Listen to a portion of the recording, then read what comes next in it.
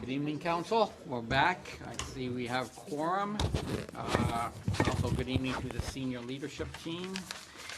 Seeing we have quorum, so I call into order this regular council meeting on Monday, October 21st, 2019.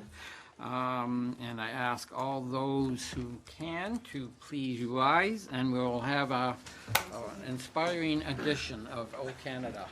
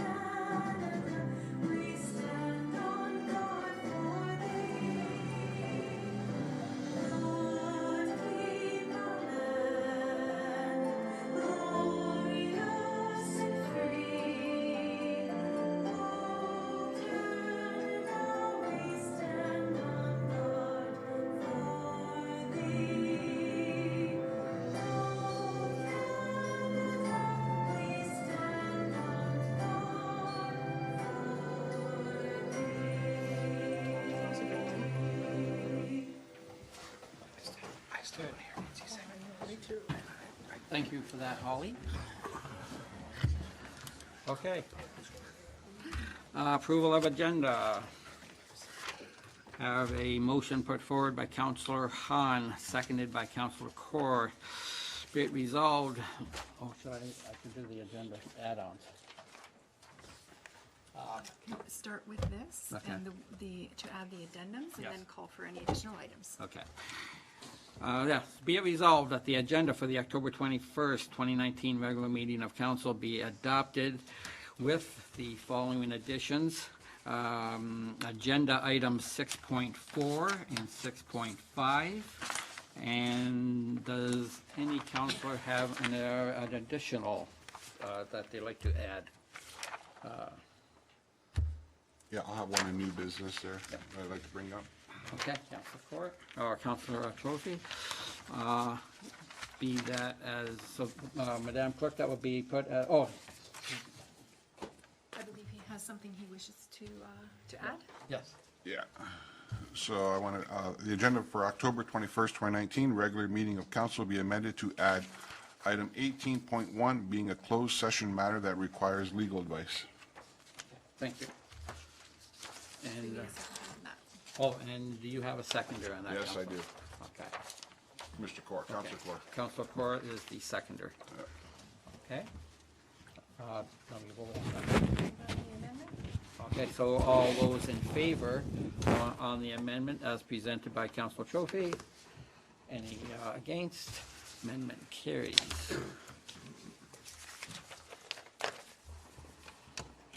Now it's the agenda as amended. Okay. And now, It's same the thing agenda again. as Okay. Now we have to vote again on the agenda as amended. All those in favor? All those against? Motion carries. Thank you. Oh, now disclosure of pecuniary interest. After looking at the agenda, is there any councilor that has a pecuniary interest or general nature thereof to declare? Not seeing any, I ask the clerk to take note. Now we have hearing of presentations delegates. Have a presentation on the Town of Pelham website relaunch by our Communications and Public Relations Specialist, Mark McDonald. Mr. McDonald. Mr. Mayor, council, staff, a few residents with us tonight. Just a quick presentation tonight to update you on the Town of Pelham website, which as of September 30th has a new look. So just want to give you a bit of background on how we got there, what's changed, and some of the things that we're working on along the way. So dating back to about the time when I arrived here, coming up to 2.5, almost 3 years ago now. I've heard many of the same things over and over again from residents, staff, previous council, current council, that information on our website was difficult to find, which for a municipal website is a problem because we want to make sure that the information that we have is easily accessible and easy to find for anybody who is looking for it. We heard that headings were vague and misleading. Some people didn't quite understand why we would categorize things the way that we did, or felt that the information that was found under certain headings didn't really make a lot of sense, so again, they had trouble finding it. We had a lot of broken or missing links, which sometimes is just a result of going through a website cleanup, not catching everything, not going back to replace a link when it does get changed, and so we ran into some issues there. Our previous website was not the most mobile friendly, which especially now in 2019 when most people access websites from their phone, tablets, what have you, that was critical. We needed to make sure that our site became much more mobile friendly than it was. And a lot of people said, I just Google it, which can be effective, but with our past website, there was a lot of extra information, pages that didn't have a lot of information that were kind of skewing some of those Google searches. So again, people were having difficult finding what they needed to. So what did we do? This year we got to work. It started back in May with the website focus group, which Councillor Hahn was gracious enough to join us. And basically what that was a group of us got together in a room. We had sticky notes everywhere, which each sticky note was a page on our current website. There was over 250 of them. We went through them as a group all around the room to figure out what worked, what didn't, what should be here, what shouldn't be here, where can things move. As a result of that, we got into our site plan mapping, which is exactly what it sounds like. A site plan is just a map of our website, tells you where things are, what headings, what's in each subheading, so on and so forth. That plan went through a couple iterations before we landed on what we have now. In June, I began, along with our IT manager, weekly meetings with eSolutions. eSolutions is our website provider. So during those weekly meetings, we would check things off our checklist, make sure we were staying on schedule, meeting all of our deadlines, and just keeping on task. Through June and August, I wrote and rewrote every page that is currently on our website. One of the reasons for doing this was so that when we did go live, we would have a consistent voice throughout the entire site. The style would be the same. People would feel a familiar tone regardless of the page they were on. I also went through and updated all links, images, resized things, found some updated images, got rid of some older ones that were from past festivals, events, things like that, and updated them with the most recent festival events, photos that we had. In August, we sent our final content to eSolutions so that they could begin the migration from our old site to our new site. And that took roughly a month for them to do. Once that was done, I went through all the pages again, edited them, made sure everything was where it needed to be, fixed any bugs that we may have still had at that point in time. And we did our soft launch internally to council and staff on September 23rd. And on September 30th at 9 a.m. we went live. So what is new? On the top there, that's a screenshot of our previous landing page. So when you typed pelham.ca into your web browser, you were taken to a page that really just had a very large image on it. There was not a lot of information waiting for you. The headings were a little vague. I know they're a little tough to see there. And nobody really knew where to get started. So on the new website, which is the image below, we have information waiting for you. The 6 boxes on the right that I refer to as my 6 feature boxes, that's the information that people come to our website the most for. Based off our analytics and the things that we hear, they want to read our news and updates. They want to learn how to report a problem and go to the PSR link. They want to find out about programming, and they want to know what's happening currently. So the bottom 2 boxes as we move forward will be interchangeable. Right now we have gypsy moth information, which of course we have a meeting coming up on Wednesday, and cannabis information. So 2 very kind of high profile topics that people have interest in, we've got right on our homepage waiting for them. They don't need to go looking. Right below that, we have 4 more boxes, for lack of a better term. One of them is the council calendar, so nice and easy again for people when they want to find out when a council meeting is, the agenda, so on and so forth. It's right there waiting for them. Careers, community center, and festivals and events. So we've changed our vertical headings as well. We used to have how might I, experience, about us. We've changed those to living here, town hall, recreation and culture, or recreation and leisure, transit and roads, business and development. So our new vertical headings, I think, are much more indicative of what you will find when you click on them. We have a much more balanced use of text and graphics, which I think is visually appealing, as well as just easier to navigate when you are looking for information. In the editing and writing and rewriting, I was able to reduce our web pages from 256 to 118, which is going to be very significant moving forward because, again, people will be able to find information much easier. The searches won't be as diluted with information that doesn't necessarily need to be there or is duplicated. We had a few pages prior that had maybe 1 or 2 sentences on them. We had a couple pages that had nothing on them. And sometimes when those new pages are created, people start something, they get sidetracked, they don't finish it, don't go back, and it gets missed in the cleanup. So one of the things that we've done to try and avoid that moving forward is we've limited who has the permissions to create new pages. So our first goal will be to look and try and find where can this information live on our current site, on our current pages, so that we don't see that number ramp up as high again. Certainly new information will warrant new pages, but we'll try and keep that at a minimum. This site is mobile friendly. If you do jump on with your phone or your tablet, it is much easier to use and much easier to navigate. So what's new when you click a page? We've again rewrote everything and we've moved things on the page. So the most relevant information we've tried to put right at the top, which is where it should be. People are going to read top down, not bottom up. So you want to have what they're looking for right there waiting for them. We have the ability to use more creative layouts than we did before. And the vertical banner actually scrolls down with you as you scroll down the page, whereas before it didn't. So if you are scrolling down a page and you want to jump somewhere else, you don't have to scroll all the way back up. You just put your cursor near the top and it's there. So it's a little thing, but it's all helpful. The information is not difficult to locate. We've, again, used our analytics to put the information that people are searching for most right there on the page so that it's waiting for them. And there's less guesswork. So again, left versus right, left being the old site, right being the new. This is the programs page. So just to give you a quick snapshot of what it was and what it is. On the left, what we had before, we were a little bit limited. We were just trying to put things on a page to get it on there.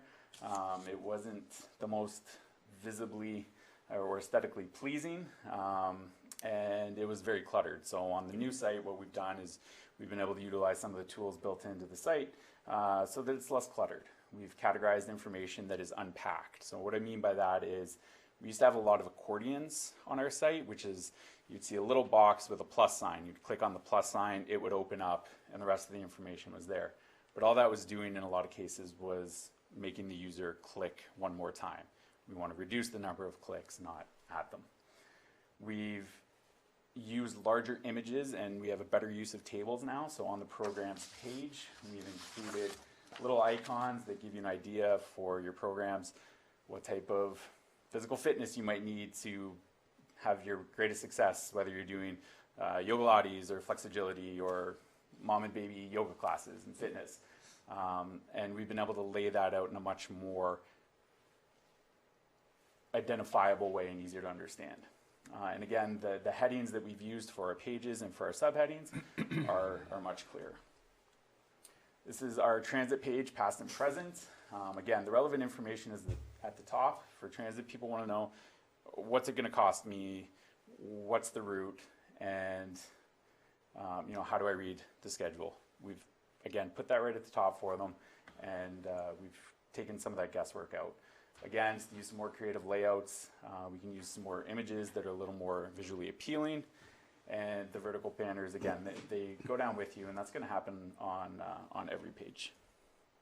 And really, that's kind of the quick and dirty version of the updates on on our website. I think it's much more visually appealing than it used to be. It's much easier to navigate, certainly than it has been in the past. And so far, we have received a very solid and positive feedback from users in the community. And if anybody has any questions, I am more than happy to answer them. Thank you for the presentation, Mark, and thank you for the work you've done on the town website. I know my couple of family members have gone on it, and they were quite impressed with how everything is jumping out at you now and not having to go from A to B to whatever. You've done a great job of getting it condensed for sure. Thank you for that.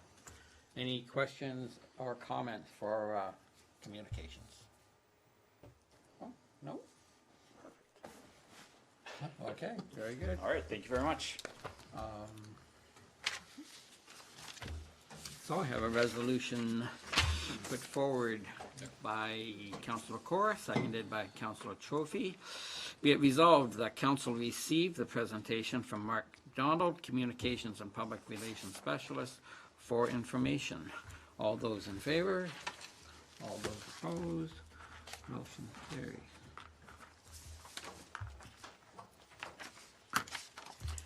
Next, we have a presentation on intermunicipal transit by Matt Robinson from the region. Thank you, Mr. Robinson. Thank you, Mr. Mayor, for the opportunity to be here. I'm sure your agendas say Mr. Rob Salowich. Mr. Salowich is tied up, so as Vicky would know, you're stuck with me for the evening. So I recognize that there's a time limit to the presentation, so I may skip through the first few slides relatively quickly just to give Council a brief overview of some of the things we've done to date, and then jump into sort of the concrete next steps in terms of IMT West. So I appreciate the opportunity to be here and the invitation from staff to attend.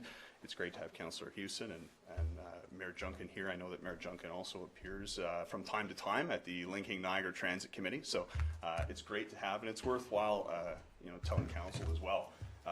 From the region perspective and the work that we're doing on transit, having Mr. Marr, having Ms. Van Ravensway as part of the committee, we enjoy the relationship we have with Pelham senior staff and feel like they are very connected into the work that we're doing. So from a regional perspective, we certainly do appreciate the partnership and the engagement that exists there between town and regional staff. So just a quick agenda. We'll go through some milestones and some work plan. That'll be relatively quickly, and then we will get into the expansion and deployment options.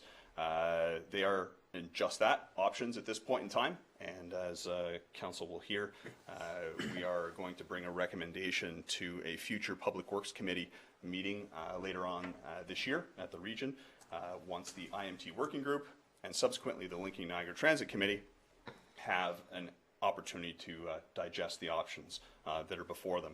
So maybe just a little bit of clarity first at the outset in terms of, I will refer to, and many people refer to IMT, which is, of course, an acronym, Intermunicipal Transit. That really is the routes that connect communities, and that's really the region's jurisdiction in providing transit, is those connections between communities, not within communities. Within the community that Pelham Transit provides. If I need to go from here to Sobeys, I take Pelham Transit to get there. If I need to get from here to the Penn Centre, I'm jumping onto regional transit because we're going outside of the municipality. So that's just a bit of sort of that hub-to-hub connection in terms of going from the MCC, where there is now a stop, and lots of credit there to Vicky, who for the time I've spent on transit has been after me to get that connection. So we're able to work with our municipal partners to get that transit connection to the new community center. So that's an exciting piece of connection that Pelham has to the regional network. And of course, then there's Niagara Region Transit proper, the bus that's on the screen there, and it operates a defined IMT service. We have about 700,000 plus riders a year on Niagara Region Transit.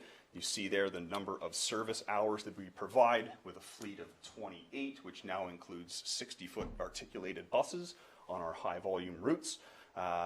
And for those of you, or I guess as similar to is done through Pelham Transit. The region contracts that service to Welland Transit, St. Catharines Transit Commission, and Niagara Falls Transit to deliver that on our behalf. So we have a very, very small transit team at Niagara Region because that service is contracted to our local municipal partners on our behalf. So the takeaway from this slide, and I know this was circulated to council, so I will breeze over some of this because you've had it in front of you. Suffice to say, the unanimous appears a number of times, and I think that's something that from a project file and from a moving forward perspective, we certainly are very proud of the fact that we've had a ton of engagement with our municipal partners, with our transit peers, with residents, to get us to that point where we have that unanimity on the transit file. I will say as well, and Councillor Hewson and Mayor Junkin can attest to this, historic investments at the regional level in 2019 in the budget, a separate levy as well, all looking to make regional transit even more connected to our local peers than it has been in the past. So from a pilot perspective, I don't know if 7 years is a pilot or not. That seems like a pretty lengthy pilot. Nevertheless, 7-year pilot service becomes permanent with that triple majority. And now we have historic investments into transit, and we see those significant service hour increases.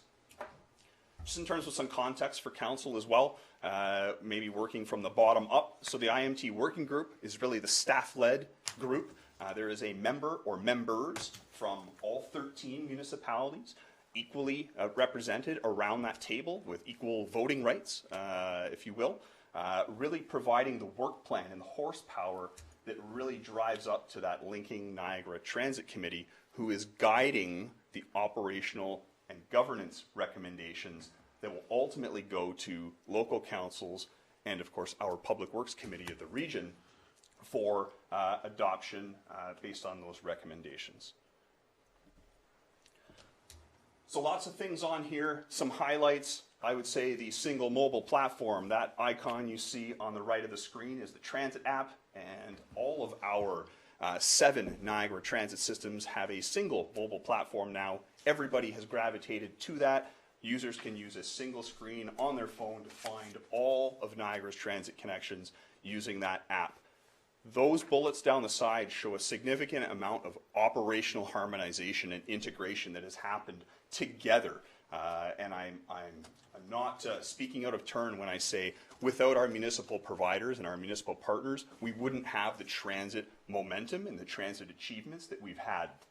It is entirely because of both our municipal providers and our municipal partners like Pelham as to why we've been able to achieve what we have on the transit front. So a lot of those bullets on the previous slide were operational. This slide outlines the governance discussion. So there's 2 big pillars to the transit discussion. One is on the operational harmonization, and the second is getting us to a transit model or transit governance model in Q1 of 2020. So that study has just been launched. We have Optimus, SBR, and Left Turn, Right Turn, a boutique transit firm, on our consulting team to really lead us through that.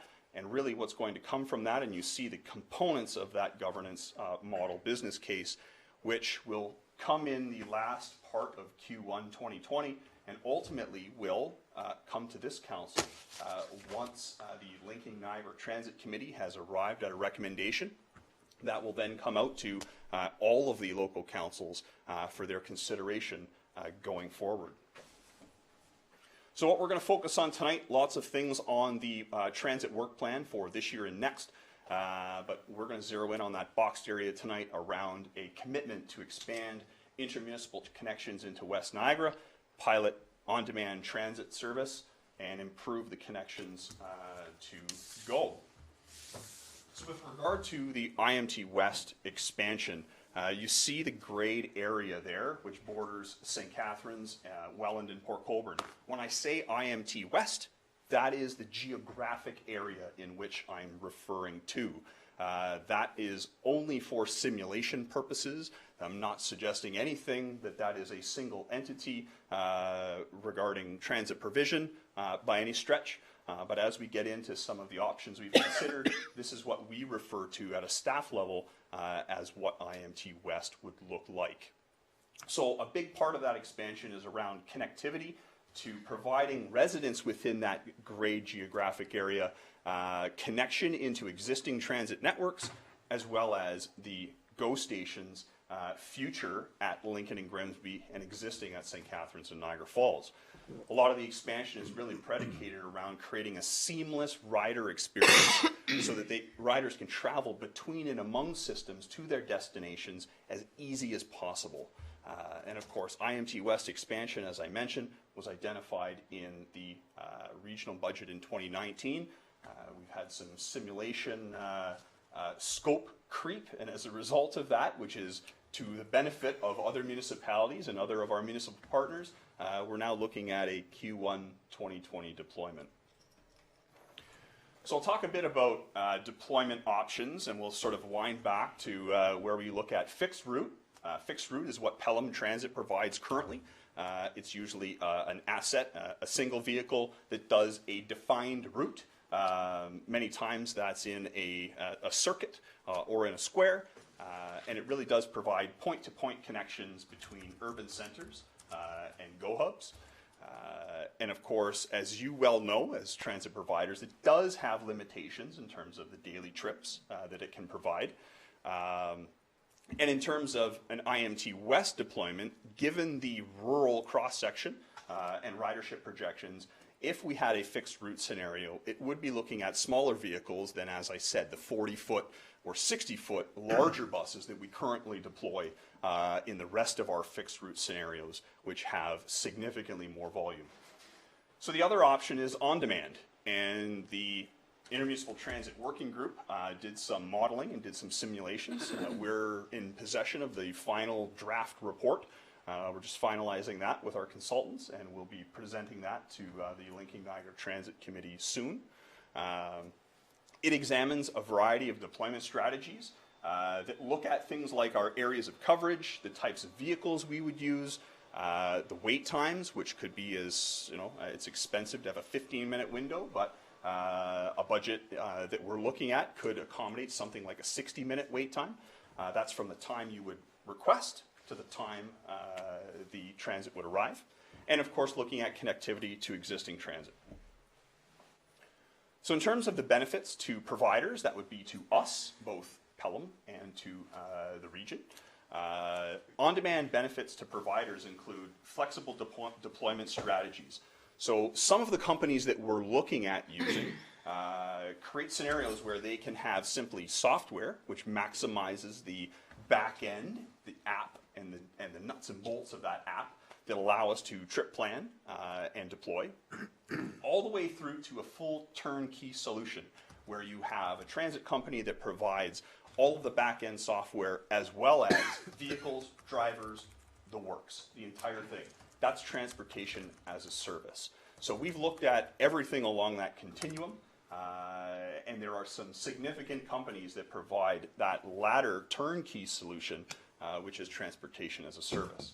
So other benefits include the coverage areas. So we're looking to ensure that if we are to deploy limited resources, we want to maximize the number of rides we can have in any one area and maximize the number of vehicles that we can use to deploy as well. So you see that grayed area that we showed in the earlier slides. I apologize. That shows you the capacity that could be in play in terms of being able to deliver a coordinated partnership on on-demand service. Cost containment is, of course, important to your council, important to my council as well. For those of you familiar with the Innisfil model of using Uber to provide on-demand service, one of the significant challenges that Innisfil faced was the budget containment. So they paid the first $3 but didn't cap the budget. So when the service took off and people just exploded onto that service, staff kept coming back more and more and more and more because the budget was depleted within 5 months. So now you're beholden to, you've introduced a system and you have no ceiling attached to that in terms of your budget. What we can do with this particular solution, the transportation as a service, is to be able to set those parameters, set what that budget limit is, and then curb or fit the number of routes and the number of trips into that budget that is certainly contained. It allows us to significantly increase ridership. We did a similar presentation in Lincoln. We could basically deliver in 1 month 3 times the trips that are delivered with their current fixed route service in 1 month, what they do annually.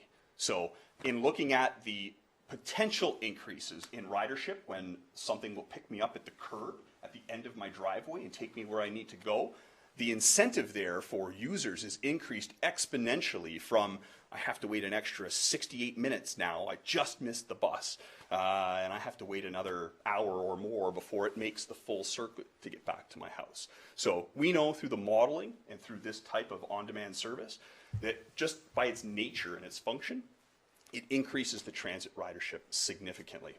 I talked a bit about the end of my driveway. Operating model flexibility. There's 3 different scenarios that could play out. There's door-to-door. For those of you who may be familiar with the Niagara Specialized Transit Service, it picks you up right in your driveway. So those NST vehicles pull up right in your driveway. The driver gets out, assists that individual into that specialized transit vehicle and takes them to their destination, again, right to the door of their destination.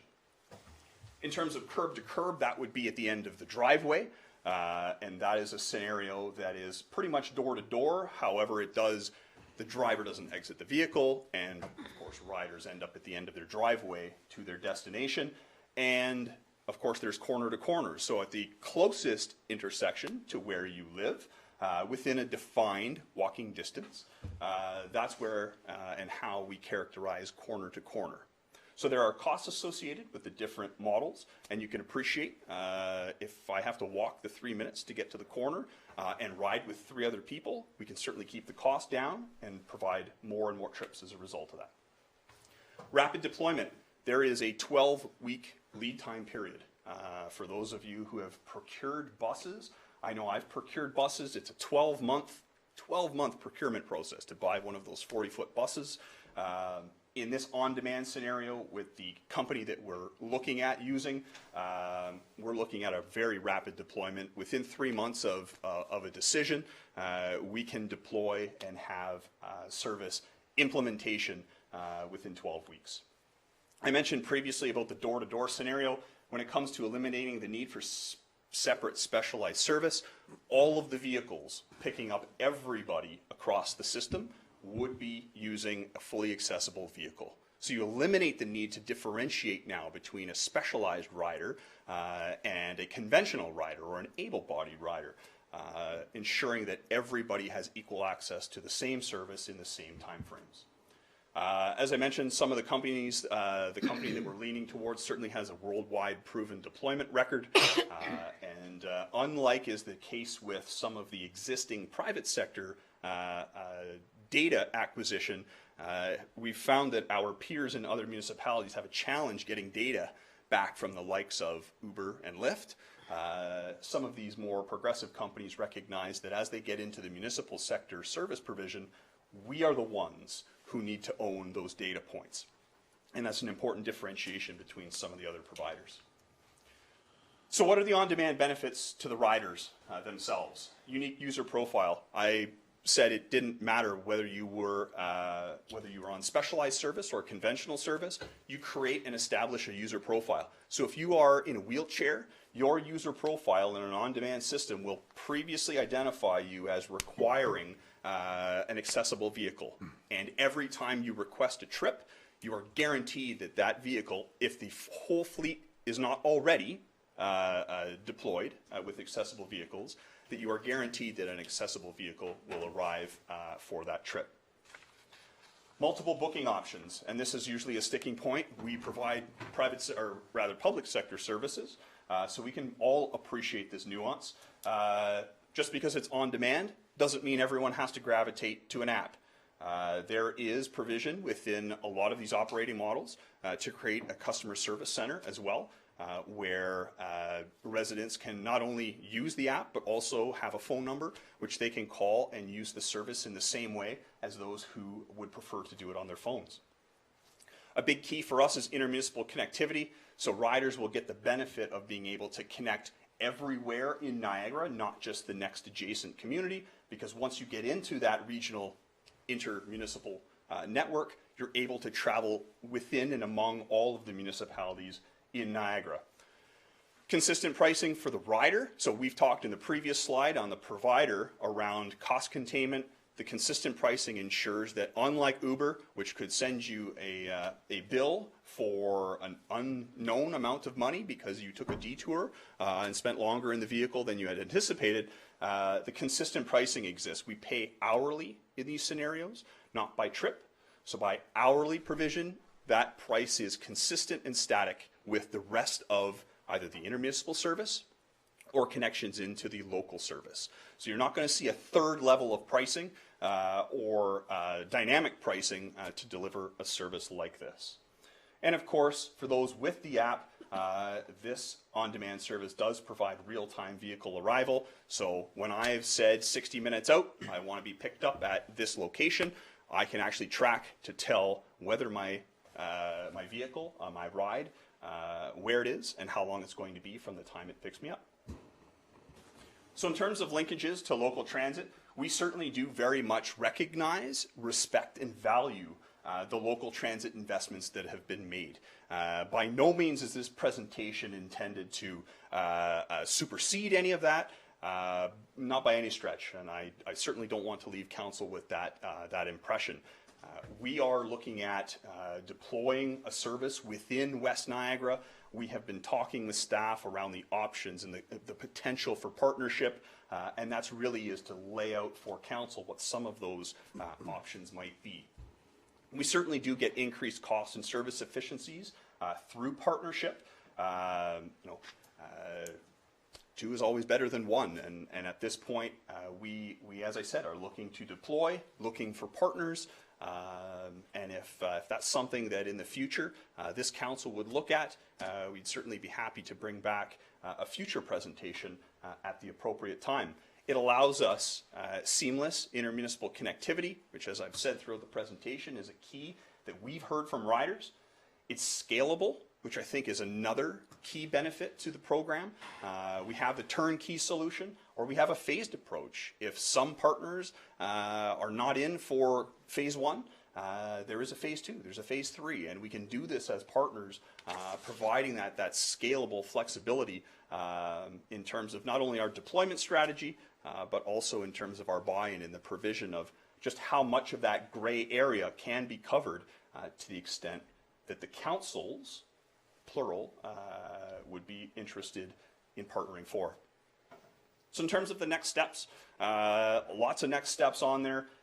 In the end, we're looking to finalize the submission results, which is almost done. We are reporting to the LNTC, so we have a presentation on Wednesday to the Region's Linking Niagara Transit Committee in terms of the specific options. I've made reference to particular companies. As the regional councillors can appreciate, I'd be remiss to provide those to you now before I provide them to my own council. So as I said, I'm more than happy to come back at a future time, if so invited. From there, we end up at the Public Works Committee, and then we are at our own regional council for final approval. You see, in terms of confirming partnerships, we really need our council to buy into the model. Once our council buys into the model, that allows us to start to have some of those dialogues with our municipal partners around how to pool and share resources and move forward if other councils are interested in those partnerships. So of course, after that, we look at, once we know who may be involved in the new model, we would then look at identifying who that provider is. And then, as I said, by the end of Q1 of 2020, we are hopeful that we have a deployment of a new service. So with that, Mr. Mayor, I appreciate the opportunity to be here and the support, as I said, of Pelham senior staff, and I'd be more than happy to take any questions council might have. Great. Thank you for the presentation. Obviously, we grasped all the ideas and what could be coming down the road if the regional council approves this. It really is going to be a game changer, not only for Pelham, but obviously for that area you showed. I guess one thing I was wondering, a couple of questions before I go to council.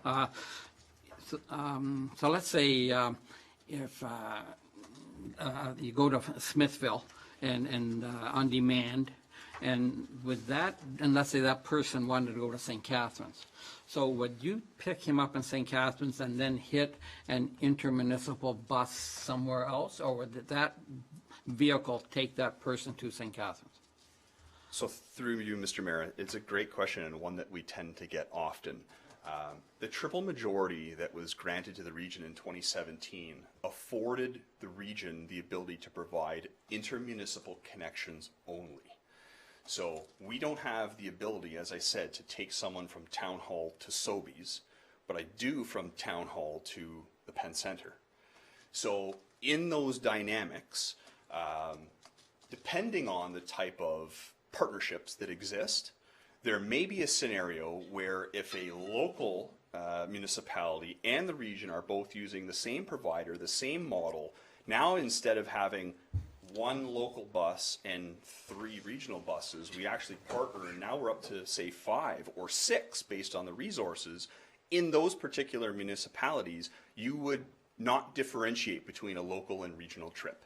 Same provider, simple, seamless, ease for the rider. Where it gets a little more complicated is if there are municipalities who either don't have transit, have separate transit, and the region is then providing those linkages. So in those cases, there would be a scenario where we provide that link to the next nearest municipality with transit. So you're coming out of, say, a Waynfleet. You're coming out of Waynfleet, and I use them because they don't have transit. If I get on at the arena in Waynfleet, I could take them to Port Colborne Town Hall on an intermunicipal route. It's the closest transit network. They get onto the regional network from there and get to where they need to go. Okay. So there is some differences between whether or not there's a pooling of resources or whether or not there is distinct entities that exist. Okay, thank you. Mm-hmm. I got a couple other questions, but I'll let council ask anything that they have on their minds. Any, Council Court? Yes, through you, Mr. Mayor. Great presentation, Mr. Robinson. The question I asked, in that gray area, how many vehicles would there be at one given time? And is there a time limit from 8 to 5 o'clock in the evening, or does it go until 12 o'clock at night? Through you, Mayor, and I think it's a great question. And those details, the safer answer is those details are still being worked out.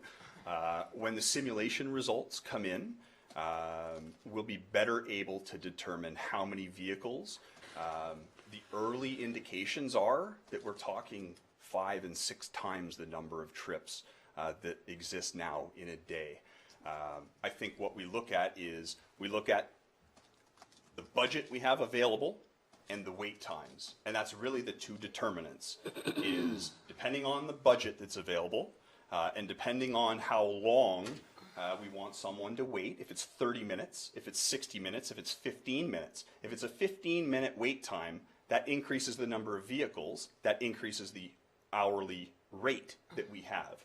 So in doing that, if we had, say, a 60-minute window from the time I request to the time they arrive, now they're able to better trip plan, pick up more people, and now it reduces the number of vehicles that are required. So we have those 2 parameters that we need to, and that's part of the who is in for part of that, that partnership. The budget and the wait times are going to determine just how many vehicles we do deploy within that larger space. Councilor Court? And through you, Mr. Mayor, everything comes down to cost to me. So in that gray area, I can't see more than 45 minutes in the Niagara region. So what would a rider pay? Do we have $10, $15, $30? And is this council or this community have to subsidize the rider for that? Are we going to be charged for the number of our citizens riding that service?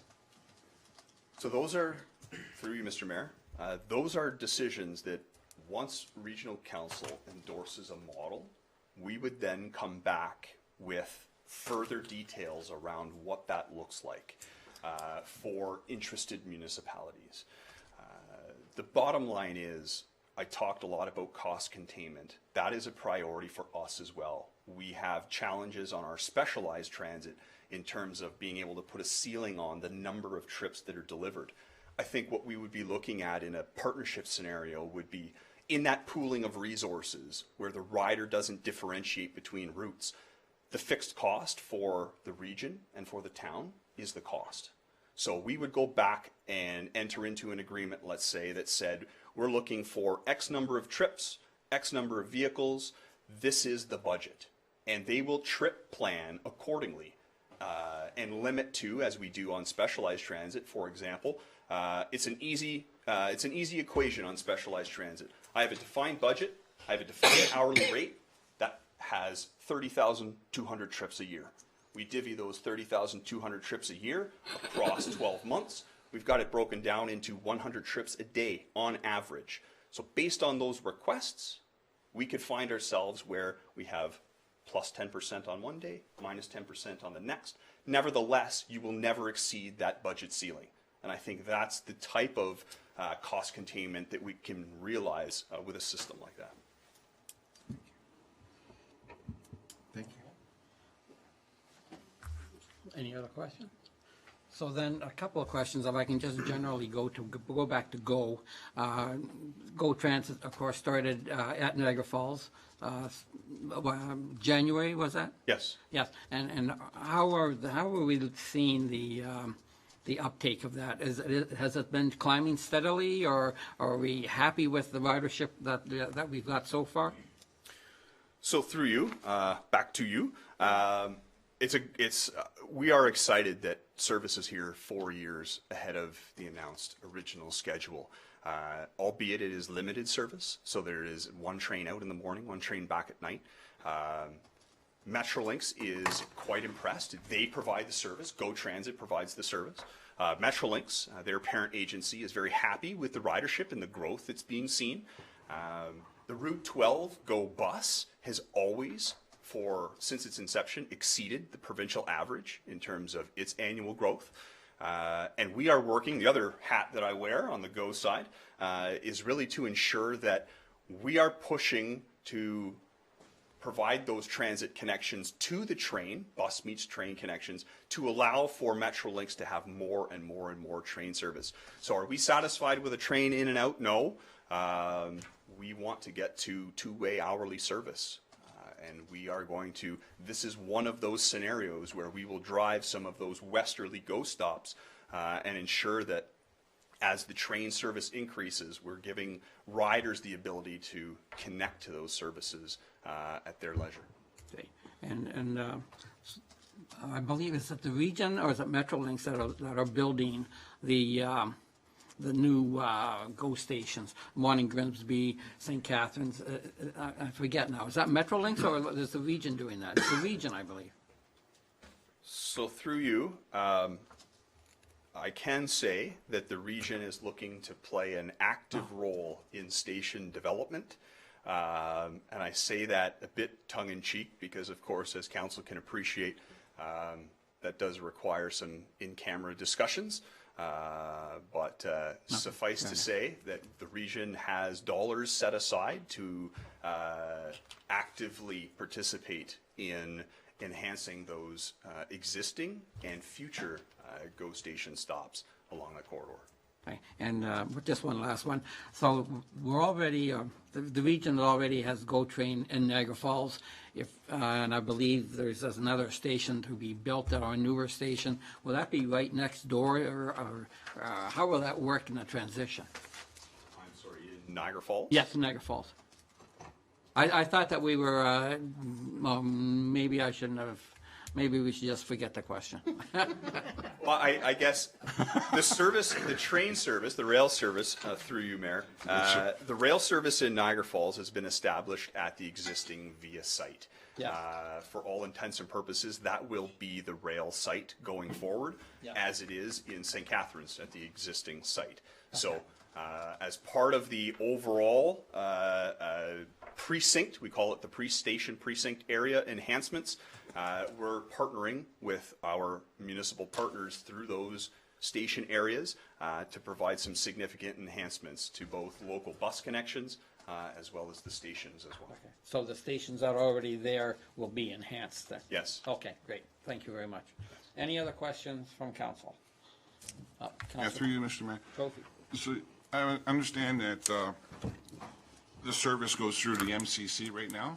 Yes. How many times a day does it stop there, and where does it go? Where can people go from there? I might look to Miss Van Ravensway to answer that question. Through you, Mr. Mayor. Right at the moment, the regional transit stops from 7 till 9 and 3 to 5 on a half-hour basis. And they go to Niagara College and Brock. And then between that time from 9 till 3, basically our bus makes the connection to Niagara College, and from there, and Seaway Mall. And from there, they can pick up a regional transit. That's basically non-peak time. Okay, thank you. Councillor Hahn. Through you, Mr. Mayor, actually, Vicky, further on that same vein, how full are the buses at those times? About like percentage-wise? Through you, How Mr. many Mayor. people are getting on? Well, it depends. Of course, the buses, we on a, I mean, I'm not out there watching, but on a regular basis, you'd have 1, 2, 3 people picking up the bus during the stops. The buses already they have people on them because they're on their way to Brock or Niagara College, whatever way it is. So the bus actually is fairly full during those peak hours, yep. And the reason I mentioned that actually going forward is on our wish list that we talked about not that long ago with the bus shelter. Depending on how many people are hopping on this bus, we need to make sure that the shelter, the sizing is according to the number of people that are using it. And forward thinking too, right? Not just today. Any other comments or questions for Matt? Okay, thank you, Matt, for Thank you very much. great presentation. We have a motion put forward by Councillor Trophy, seconded by Councillor Corr. Be it resolved that Council receive the presentation by Matt Robinson, Regional Niagara Program Manager, Transit Services regarding intermunicipal transit for information. All those in favor? All those opposed? Motion carries. And now, that's it. I see the regional councillor, but you do not have a report. Thank you, Diana. So then we have adoption of minutes. Have a motion put forward by Councillor Hildebrand, seconded by Councillor Wink. Be it resolved that the following minutes be adopted as printed, circulated, and read. 1. SC-34 2019 Special Council Minutes September 30th, 2019. 2. SC-35 2019 Special Council Minutes October 7th, 2019. Number 3. C-16 2019 Council Minutes for October 7th, 2019. Number 4. SC-27 2019, Special Council Minutes, July 8th, 2019, and number 5, SC-26C/2019, Special Council Minutes, June 27th, 2019. Any discussion or any councillor find any omissions on these minutes? Not seen any. All those in favor? All those opposed? Motion carries.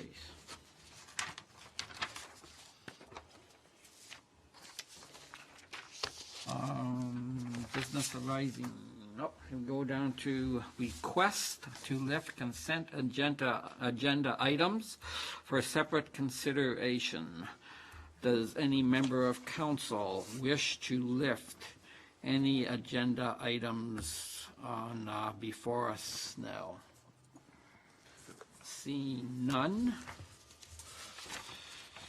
A motion put forward by Councillor Wink, seconded by Councillor Stewart. Be it resolved that the consent agenda items as listed on the October 21st, 2019 council agenda be received and the recommendations contained therein be approved as applicable. Am I reading these, Madam Clerk? No. Excellent. Any discussion on this motion? Not seeing any. All those in favor? All those opposed? Motion carries. I miss not getting my reading exercise. Okay. Motion put forward by Councillor Trophy, seconded by Councillor Corr. Be it resolved that the council of the town of Pelham, having given due consideration to the following bylaws, do now read a first, second, and third time and do pass same, and that the mayor and clerk be and are hereby authorized to sign and seal the bylaws. First bylaw. Bylaw 4167, 2019, being a bylaw to authorize the sale of town-owned lands to Fawn Hill Gardens, Inc., or successors in title, the lands being described on Schedules A and B appended hereto, and to authorize the mayor and clerk to execute all necessary documents to complete the transaction. And 2, Bylaw 4168, 2019, being a bylaw to authorize the execution of a condominium agreement with Alvea Properties Limited and the Corporation of the Town of Pelham Font Hill Yards. Any discussions or questions on these bylaws? Not seeing any. I will ask for the vote. All those in favor? All those opposed? Motion's carry.